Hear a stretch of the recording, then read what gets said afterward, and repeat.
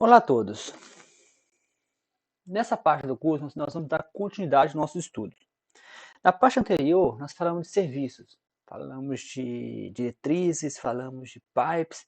Agora nós vamos falar de mais um dos vários tipos de elementos, né? Na verdade, não são tantos assim, mas vamos falar de mais um elemento do Angular. São os módulos, né? E os módulos são extremamente importantes, porque o módulo, na verdade, no Angular, ele funciona como uma espécie de hub, né? Ele funciona como uma espécie de tomada, né? Uma espécie de tudo se encontra no módulo. Todo aplicativo no Angular ele tem que ter pelo menos um módulo, que seria o módulo principal. Esse módulo principal vai fazer todo o trabalho de fazer o bootstrap, importar todos os módulos importantes, mas você pode criar vários módulos.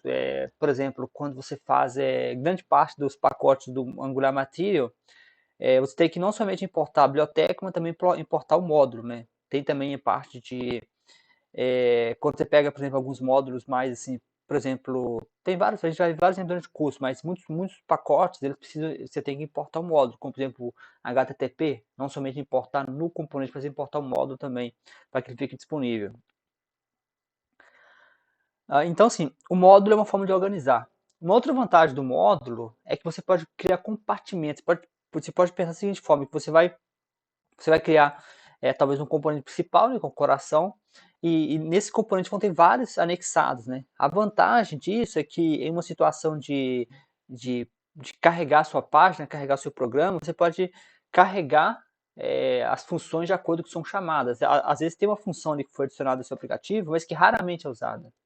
Então talvez seja interessante separar isso em um módulo, né? Porque talvez assim, para fazer com que o seu aplicativo fique mais rápido e como você diz, ele puxe menos, ele, ele, ele traga, né? Ele importe menos pacotes, né? Porque como o Angular é um single page application, isso quer dizer que o Angular ele, ele importa tudo, né? Ele faz todos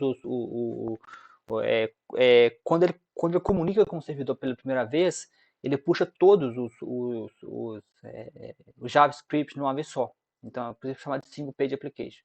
No caso do módulo, isso não acontece. No caso do módulo, ele só vai importar o módulo principal e todos os módulos que tiver marcado como lazy load, como exemplo, eles são importados somente quando são chamados, mas são importado o módulo inteiro. Então, você continua sendo uma espécie de single page application, mas single page application baseado em compartimentos, né? Seria os blocos, você não importa mais uma. No caso tradicional, você importa só uma página, né? Cada vez que você abre uma página, o servidor ele é comunicado e importa a sua página.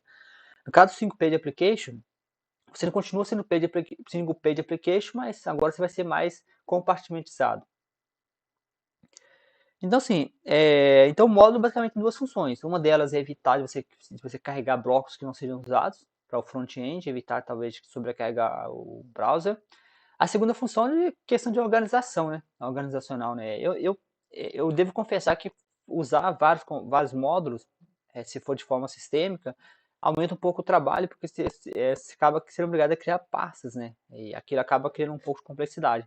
Mas tem a vantagem de organizar, né? Tem a organização, tem a vantagem até mesmo de organização mesmo. Você saber que certas partes do seu programa são de certa forma independentes do resto do programa. Então isso seria um efeito tanto de velocidade na hora de carregar a página quanto efeito de organização.